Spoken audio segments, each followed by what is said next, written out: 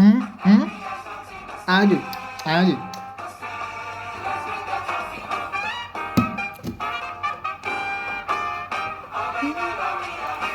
Adi. I say yeah.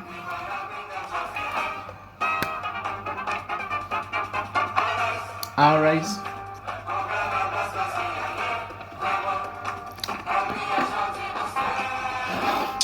Arise, arise, arise, arise, arise, arise.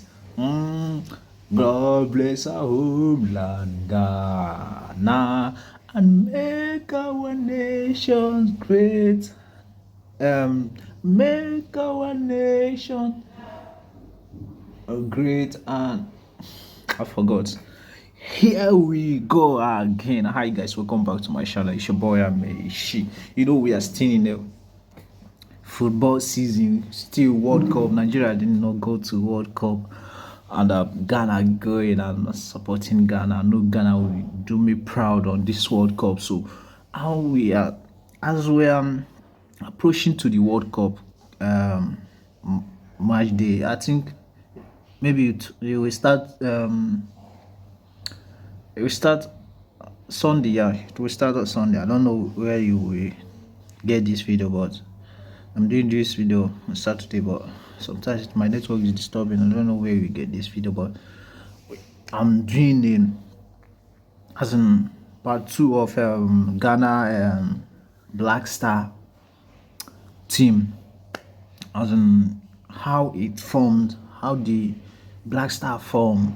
You are hearing about Black Star, Asamoah Gyan, XCN. Hey, so many ballers on there. So today let's listen to history of Ghana Black Star. As so many African countries that don't know about Black Star. I hope we watch and learn.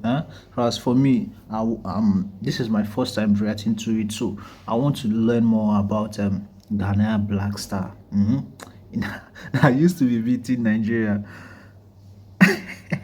that deny us going to World Cup. Well, sure, it's a game of football. Anything can happen. So, without too much of talk, let's jump off to the video.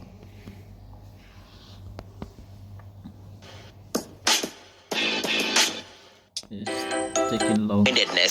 And hinged on players not necessarily being tied down to one position, but interchanging in a fluid manner. It was more importantly very cerebral. The essence of the modern football is to rely more on the brain than brawn. Move with precision and understanding. Keep the ball on the ground and make the maximum use of empty spaces, Amber explained. Amber's first game in charge of Ghana was a trial match against Presbyterian Training College in Akrapong. The Black Stars won that game 5-1, but the schoolboys, though talented, weren't a good enough test for the national team. The students were playing under the handicap of inferiority complex. MS imprint on the team, however, would begin to show soon. A few weeks later, Ghana traveled to Lomé, the capital of Togoland at the time, and now Togo, to play the national team of the Francophone country as part of the independence celebrations. In what was a closely fought encounter, the Black Stars emerged victorious, edging the Togolese by a goal in a 5-goal thriller. A critical analysis of the game itself indicates that our boys are now beginning to play real football. For once, I saw them playing according to specific patterns. The way they used the open spaces in particular was good. I saw marked improvements. This was Bohene's conclusion at the time. The Black Stars did indeed hit the headlines. In May 1960, they beat Blackpool, a highly rated team earlier made popular by Sir Stanley Matthews, 5-1 in a game in Accra. 2 years later, they drew 3-3 with the great Real Madrid, a 5-time European Cup winning team featuring Alfredo Di Stefano and Ferenc Puskas. Blackpool captain Hugh Kelly admitted that he knew of no West African team as polished as the Black Stars, further claiming that the Ghana boys were unequaled in tactics, speed, and accurate shooting. Alfredo Di Stefano claimed that the Black Stars were too advanced. They favorably with the most of the leading teams we've played against, he said. This was in the 1960s, when sub-Saharan Africa was still in the terrains yet to gain independence. Yet the Black Stars were so far ahead with the exploits that was getting them acclaim from connoisseurs.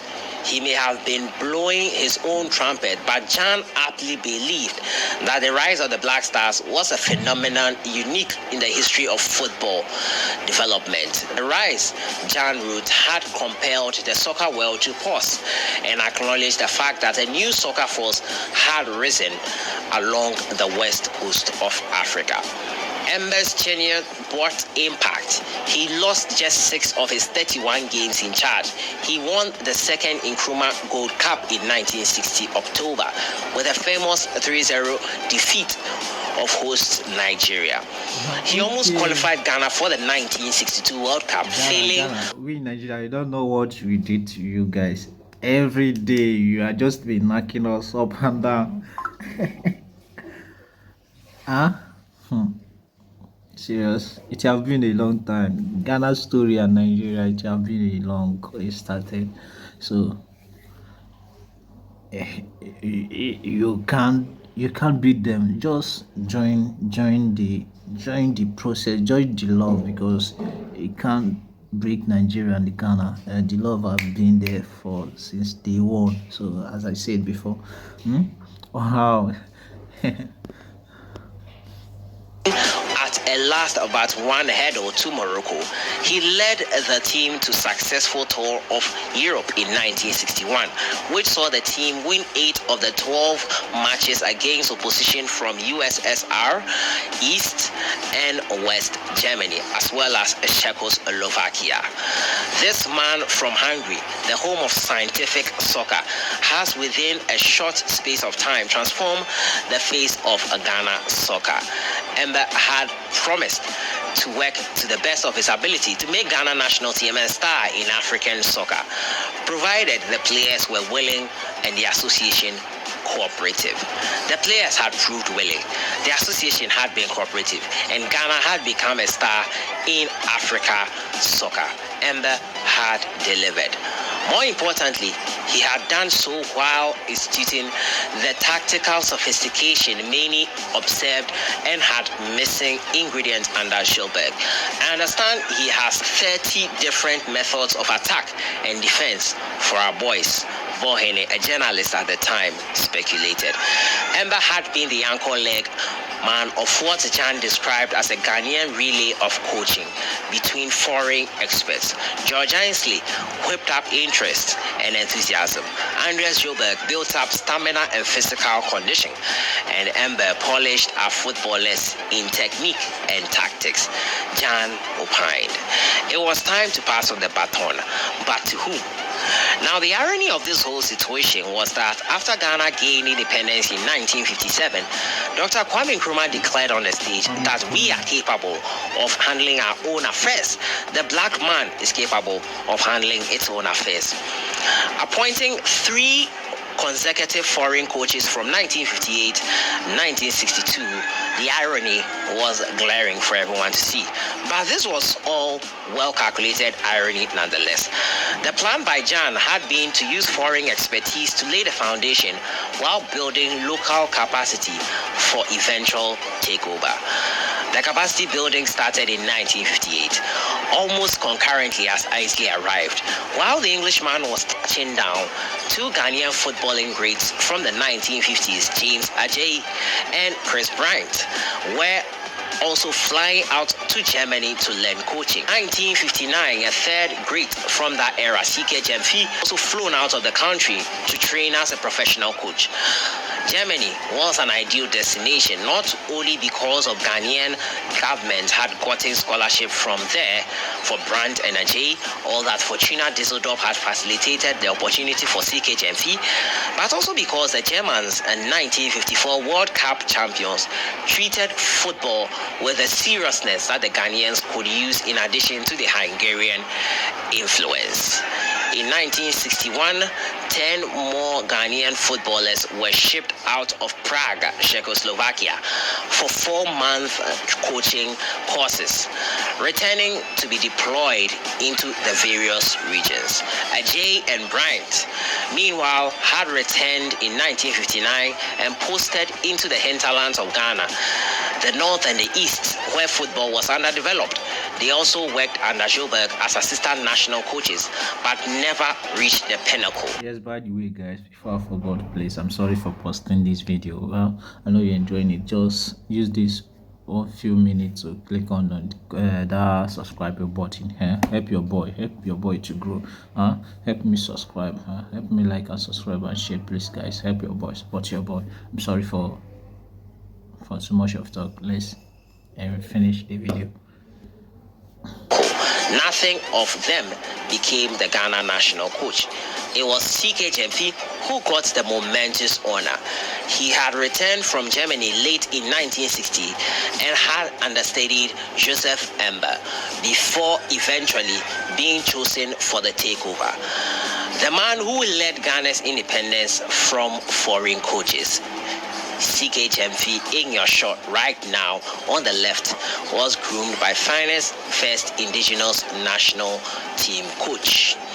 Jemfi was the ideal candidate. He was a veteran of the game, of the national team, an influential striker since 1951, captain since 1958, even player coach for the gap months between George Ainsley's resignation and Andres Joburg's arrival. He knew the team inside out. More significantly, he was a man whom everyone praised for exhibiting a rare understanding of the game and even rarer ability to communicate his understanding. He was what Jan describes as a natural coach. And so in 1962 it began. Ember was promoted to technical advisor, while Jemfi was made national coach at the age of 33 years. An African coach, a qualified one at that, handling an African national team in the 1960s. That was unheard of, a novelty. Jemfi had been well prepared for the role. Jan had posted him to serve in various capacities within the national team system since his return from training. It was an attempt by Jan, who had then left his role of gaffer boss to become Ghana's overall director of sports, to test and spread the knowledge Jemfi had required while combining coaching education with professional football in Germany. In 1963, a year after operating under Ember's technical guidance, Jemfi was in full charge of the Ghana national team. Jan and his Transformers had a clear vision of where they wanted to take the country's football and had made things happen to that effect. Those things were either policies or institutions. The policies were many, like hiring expertise in coaching, training local footballers as coaches, inviting top teams from abroad for local tours. While the Black Stars can be argued as a reformation regime's biggest institution, there were others set up to feed the Black Star setup. These were what Chan describes as essential cogs. This was the Academicals, a junior national teams made up of players scouted from secondary schools, and there was the Real Republicans. Like the Black Stars, after the mighty Migers, Real Republicans was a club. To be honest, I love this Ghana Black Star jersey. It's with is it white with stripe or with a line? Is it red? Is that which color is this? Oh, yellow. I like this jersey. I like this jersey. That jersey is very beautiful. Let's go there. Modeled after Real Madrid. the most dominant club of that generation. Now, the idea of the Real Republicans was born out of the order from the very top, Kwame Nkrumah himself. He said, "My interest in soccer is so great that I propose in near future to encourage the formation of a model club which will offer leadership and inspiration to clubs in the country." Nkrumah who had then made a transition from prime minister to president, said in June 1960. That near future came as early as 1961, when Nkrumah's proposal gave Chan the impetus to rate Ghana's top clubs for their two best players to form the Real Republicans, and the club later nicknames Osagyefo's own club, after Kwame Nkrumah's nickname Osagyefo. The Republicans inspired hatred all across the country because not only were the top clubs forced to give up their best players, it was seen as a political project. The Republicans' experiment was that while the Black Stars had pumped fresh blood into the arteries of the Ghana football, the Real Republicans, Osagyefo's own club, had sustained the orderly circulation of the national team. So that's the end of part 2 for today. We'll get it. Yes, guys, I hope you enjoyed the video. I hope you enjoyed it. See you on part 3. Peace out.